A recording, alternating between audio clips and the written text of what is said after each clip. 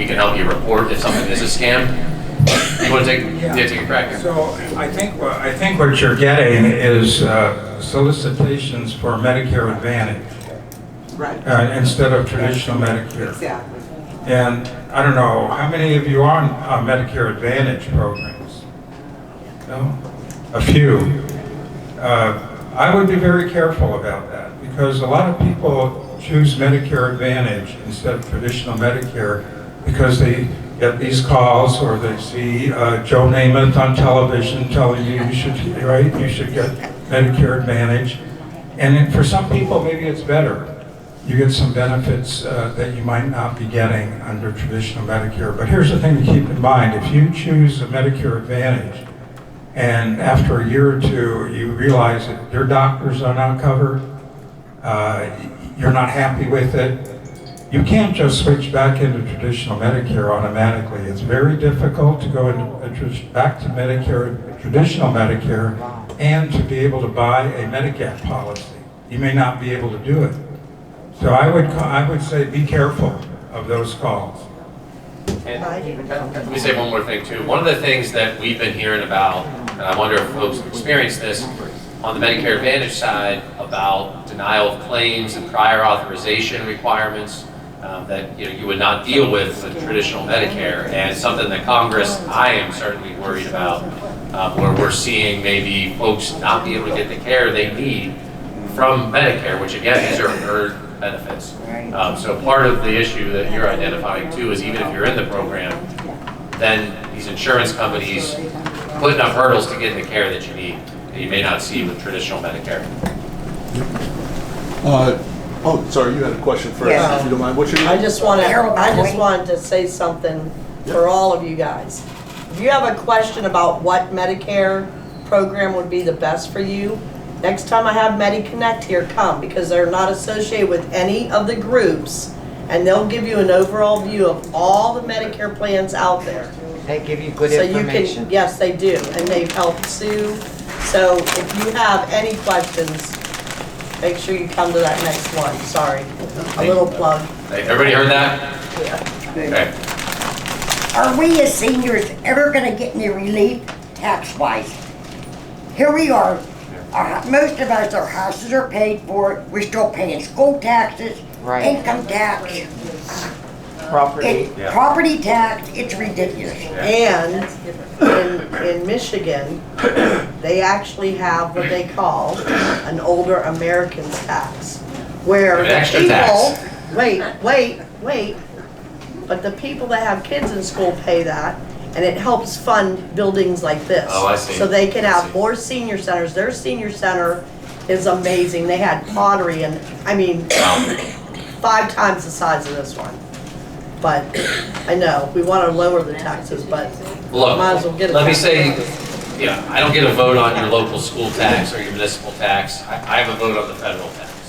And to me, the overwhelming majority of the American people probably feel like you pay too much in taxes. I think someone who's making hundreds of millions of dollars and billions of dollars doesn't pay enough in taxes, right? And if I balance that all out, we'd be much more fiscally responsible if people who are, the overwhelming majority of Americans got a little bit of tax relief, and the people who are making hundreds of millions of dollars and billions of dollars paid a little more in taxes.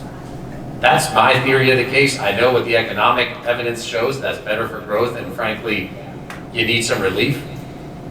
I'll put a plug in with my local elected officials too, so they know that they hear you, but I think what our government has done, and look, I've been in this 3 years, I've been in the House, in the Congress.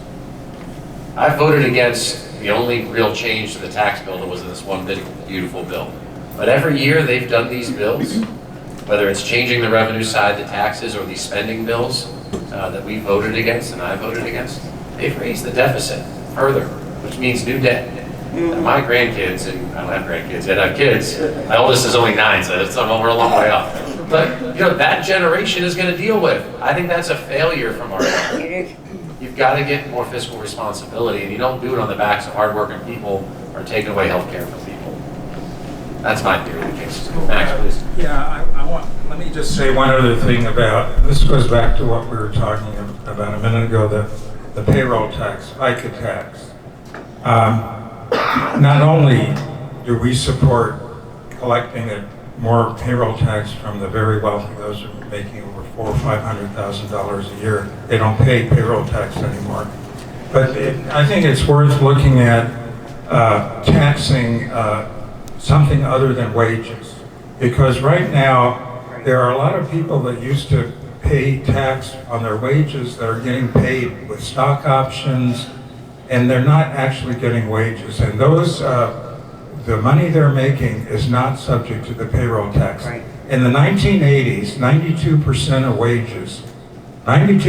wages were covered by the payroll tax.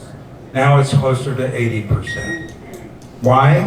Because the wealthy are making so much more money. There's such a gap, wealth gap in this country. And I think it's worth considering taxing income other than wages to bring some more revenue into the Social Security program. And, you know, those people can afford, Elon Musk can afford to pay payroll tax the whole day of January 1st, not just stop in the morning. People like that. And that is how Social Security can be preserved in the long run, by bringing more revenue in a fair way. You're right. You know, we worked all our life to earn this Social Security. Yep. You know, and they act like It's not a friggin' entitlement. it's not an entire, it's, you know, You should put that on a billboard right there. That's it. It's not an entitlement. No, it's earned, It's not an absolutely. entitlement. It's an earned I've been benefit. years, I've never get it. Yes, ma'am. and this new bill, I just had taxes done. Well, I don't work overtime. I'm not a waitress, I don't get tips. So what? By the way, so those two provisions have caps and they expire. You know what doesn't expire? The tax cut for someone that makes $1 billion. That's not capped, and there's no expiration on that. Which should tell you all you need to know. And, you know, Max brought it up, and we don't have to hold tax debate, but, you know, someone who earns a paycheck gets taxed at a higher rate than someone who gets a dividend or capital gains from their stocks or has carried interest because they're a private equity fund. That doesn't make a lot of sense to me. Because guess who's earning a paycheck, guess who's getting carried interest from a private equity fund? Very different people. All right, I'm going to walk around and spend some time talking. You can ask me some questions. Max, you want to please? Yeah, I wanted to give you something. Okay. I came out here a couple years ago. We'll get Max to speak up. Oh, Lord.